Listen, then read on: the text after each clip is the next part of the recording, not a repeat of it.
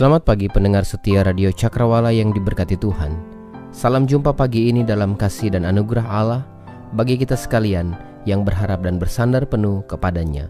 Sahabat Cakrawala, pagi hari ini kita akan bersama-sama mendengarkan renungan Oasis Fajar yang akan disampaikan oleh Letnan Kolonel Albert Sarimin. Selamat mendengarkan, Tuhan Yesus memberkati.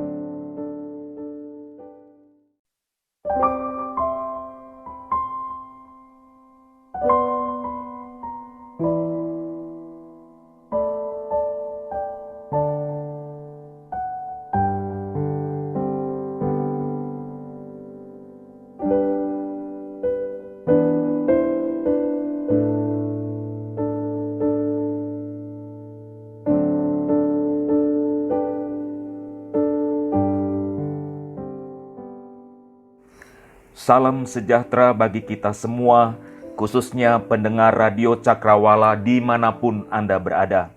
Senang dapat menyapa Anda lagi melalui pemberitaan firman Tuhan pada saat ini. Pemberitaan firman Tuhan pada saat ini didasarkan pada kitab Rut 2, ayat 1 hingga ayatnya yang ke-23. Saya akan membaca ayatnya yang ke-10, 11, dan 12 serta ayatnya yang ke-20 bagian terakhir. Demikian firman Tuhan. Lalu sujudlah Rut menyembah dengan mukanya sampai ke tanah dan berkata kepadanya, "Mengapakah aku mendapat belas kasihan daripadamu sehingga Tuhan memperhatikan aku padahal aku ini orang asing?" Boas menjawab, "Telah dikabarkan orang kepadaku dengan lengkap segala sesuatu yang engkau lakukan kepada mertuamu sesudah suamimu mati, dan bagaimana engkau meninggalkan ibu bapamu dan tanah kelahiranmu serta pergi kepada suatu bangsa yang dahulu tidak engkau kenal.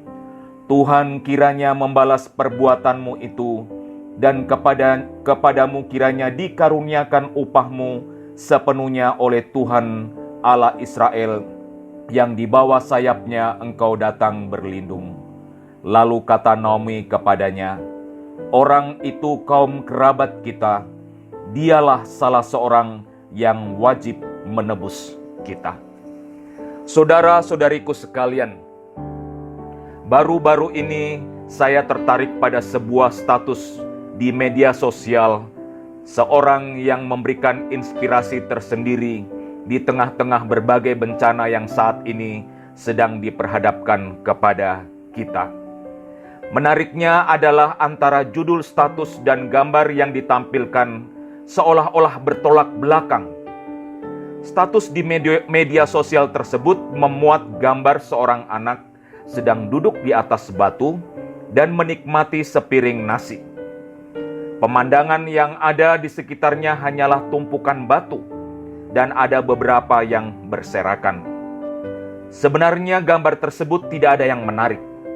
Namun menjadi menarik ketika saya membaca judul status yang dibuat adalah "Makan di Gereja Desember 2020". Dia menyebutkan gereja, sementara tidak ada gambar gedung gereja yang megah dalam status tersebut. Biasanya saat kita berbicara tentang gereja, maka pikiran kita akan dibawa pada suatu gambaran gedung yang megah, paling tidak gedung yang melebihi ukuran dari rumah tinggal. Tapi tidak demikian dengan laman media sosial orang tersebut. Bisa jadi anak tersebut sedang ada di halaman gereja yang sedang membangun sebuah bangunan untuk tempat beribadah. Namun gambar ini atau ilustrasi ini membawa pikiran saya pada perkataan Yesus yang sangat tepat pada kondisi yang sedang diperhadapkan oleh gereja saat ini. Perkataan Yesus itu adalah, "Engkau adalah Petrus, dan di atas batu karang ini aku akan menjadikan jemaatku, dan alam maut tidak akan menguasainya." Matius 16 ayat 18. Bukankah gereja saat ini sedang diperhadapkan pada berbagai kesulitan? Selain pandemi yang masih menjadi ancaman, tindakan kekerasan dari orang yang tidak dikenal masih menghantui umat dan beberapa gereja kita. Bencana banjir yang terjadi di Kalimantan Selatan dan gempa bumi di Sulawesi Barat. Bahkan minggu yang lalu kita semua mendengar peristiwa jatuhnya pesawat Sriwijaya. Semua memberikan gambaran bahwa betapa kehidupan ini penuh dengan tantangan. Dan ketika kita menghadapi tantangan itu, maka kepahitan hidup bisa saja kita alami. Dan ancaman hidup juga sering diperhadapkan kepada kita. Apa yang disampaikan oleh Yesus kepada Petrus dengan melihat kondisi kehidupan saat ini, paling tidak mengingatkan kita bahwa pemeliharaan Allah yang merupakan bagian dari rancangannya yang kudus tidak dapat diganggu-gugat oleh kondisi apapun yang sedang dihadapi oleh umatnya, dan setiap keadaan yang terjadi dipakai olehnya untuk menggenapi rancangannya. Inilah juga yang dapat dilihat dari teks pembacaan Alkitab saat ini. Saat Naomi berkata, "Janganlah sebutkan aku Naomi, sebutkanlah aku Mara, sebab yang Maha Kuasa telah melakukan banyak yang pahit kepadaku." Rut 1 ayatnya yang ke-20. Pengharapan Naomi seolah-olah pupus oleh karena keadaan yang dihadapi. Suami dan kedua putranya telah meninggal tanpa meninggalkan keturunan. Dirinya sendiri telah tua, dan seandainya ia dikaruniai anak, tidak mungkin anaknya akan menebus Rut yang sudah dewasa.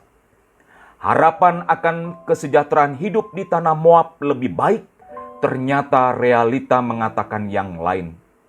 Ekspektasi akan keturunan yang diberkati ternyata sirna, walau berbekal 2 anak laki-laki yang dapat memberikan cucu lebih dari jumlah anaknya. Semuanya pupus, tidak ada lagi harapan.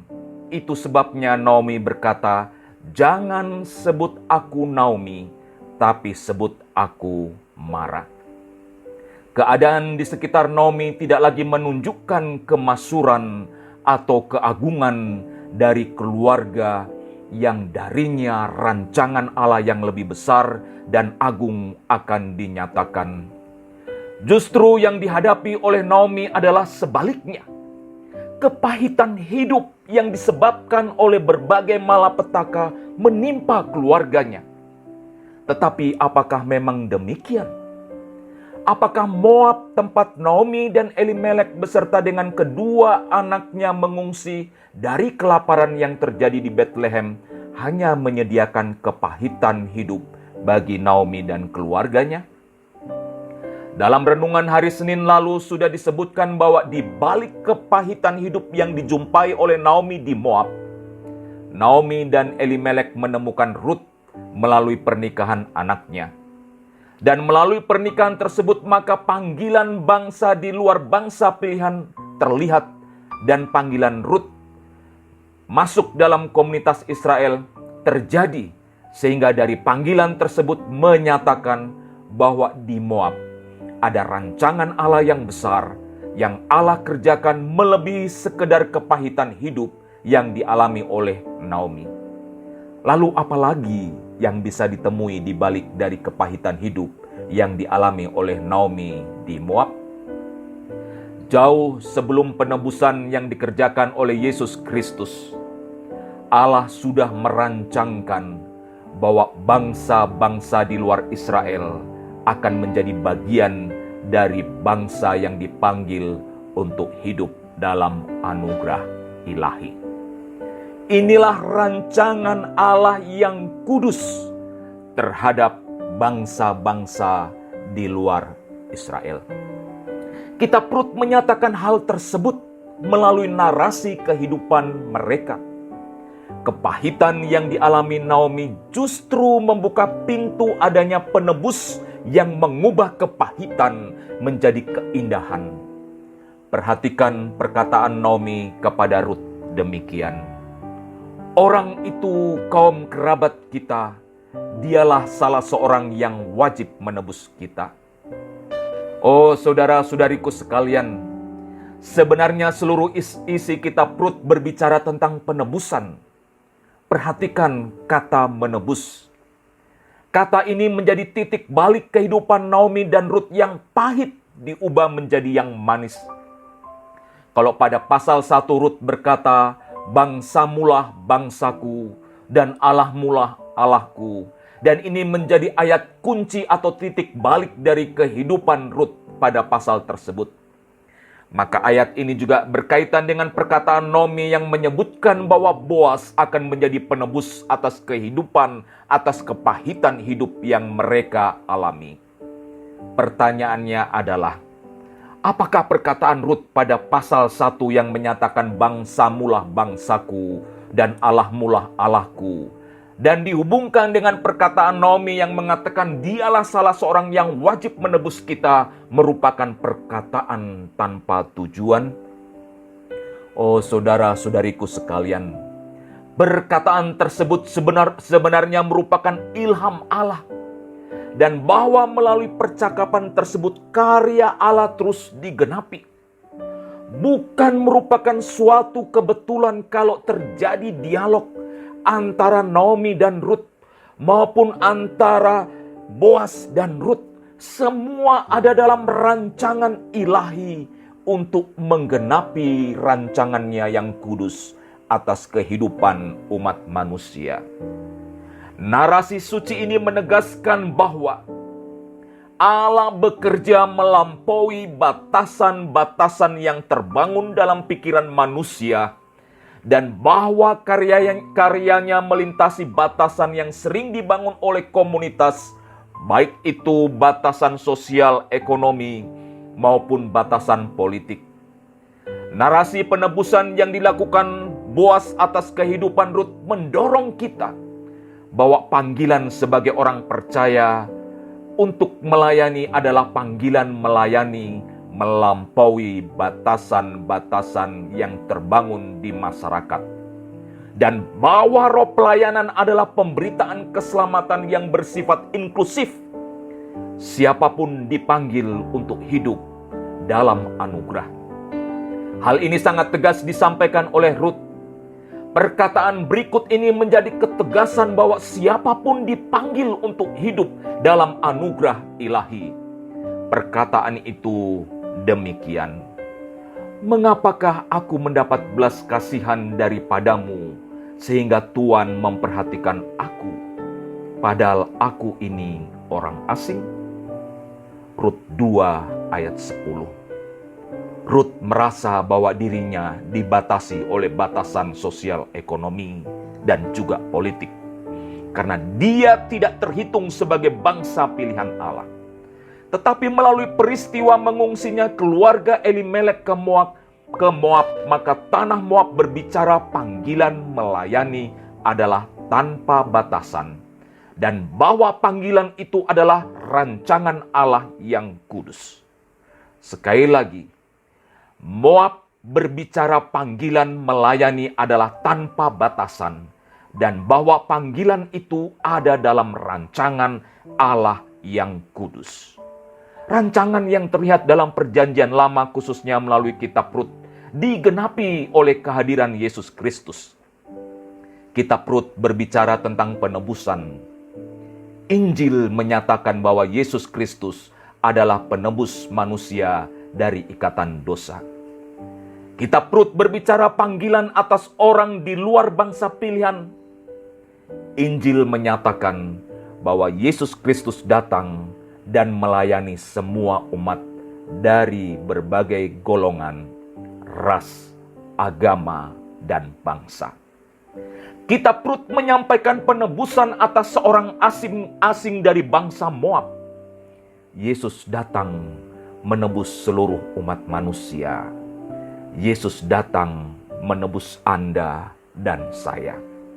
Inilah rancangan ilahi yang kudus di balik narasi kepahitan hidup yang dialami oleh Naomi dan Rut yang dicatat dalam kitab Rut. Kepahitan itu merupakan salah satu bagian dari rancangan Allah yang kudus untuk membawa kepada keabadian hidup bersama Bapa di surga. Dan bagi Rut serta Naomi, kepahitan hidup yang mereka alami justru membawa kehidupan mereka tetap ada pada rancangan ilahi yang kudus. Dan rancangan itu digenapi satu demi satu sampai pada kedatangan Kristus ke dalam dunia melalui peristiwa kelahirannya di Betlehem.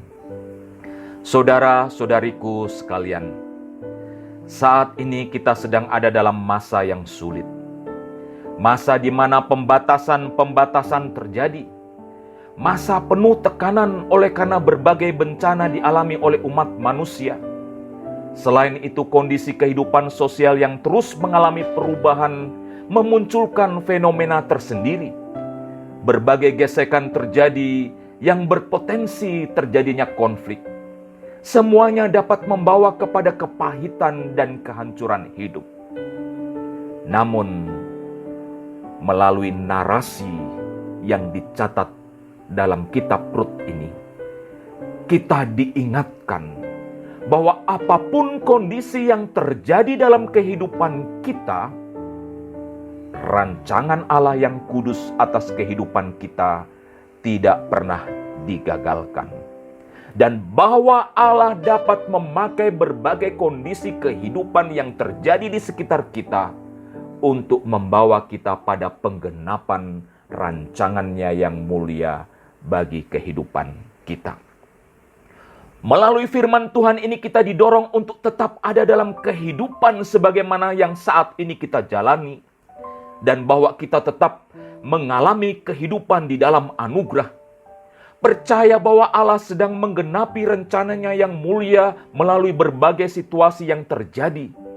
Sebab Ia mengatur segala sesuatu untuk kebaikan kita. Saudara-saudariku sekalian, saat ini saya mengajak kepada kita semua untuk memusatkan hati dan pemikiran kita di tengah berbagai kondisi yang terjadi di sekitar kita, bahwa rancangan Allah dalam kehidupan Anda, rancangan Allah yang kudus dalam kehidupan saya, digenapi melalui tuntunan tangannya atas hidup Anda dan hidup saya. Dan bahwa kita semua diminta untuk tetap ada dalam tuntunan tangan itu, sekalipun tuntunan itu membawa kita melalui lembah-lembah kesulitan, kepahitan hidup. Tetapi semuanya ada dalam rancangan ilahi yang kudus.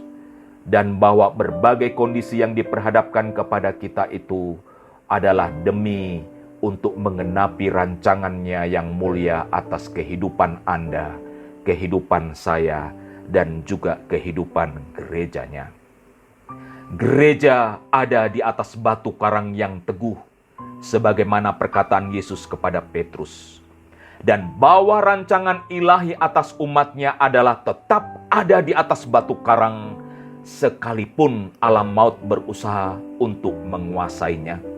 Sekali lagi, dan bahwa rancangan ilahi atas umatnya adalah tetap ada di atas batu karang yang teguh itu, sekalipun alam maut berusaha untuk menguasainya. Inilah rancangan ilahi yang kudus bagi orang percaya, lepas dari berbagai kesulitan dan tantangan hidup yang diperhadapkan kepada kita. Rancangan ilahi yang kudus ada pada Anda, dan rancangan yang kudus itu juga ada pada saya. Tetap ada hidup dalam anugerah, apapun kondisi hidup yang diperhadapkan.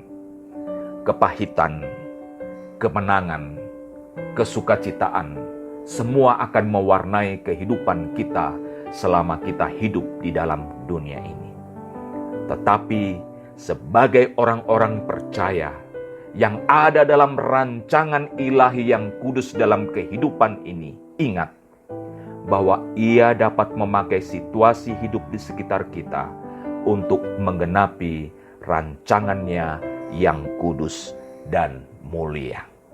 Oleh sebab itu, saudara-saudara sekalian, betapa berbahagianya kita menjadi orang-orang percaya, dipanggil untuk diselamatkan dan dikuduskan, dipanggil untuk melayani mereka yang hidup oleh berbagai batasan-batasan yang terbangun di dalam masyarakat, dan kehadiran kita membawa mereka untuk melampaui batasan-batasan tersebut. Kiranya Allah dimuliakan dan kita semua diberkati melalui pemberitaan firman Tuhan ini. Amin.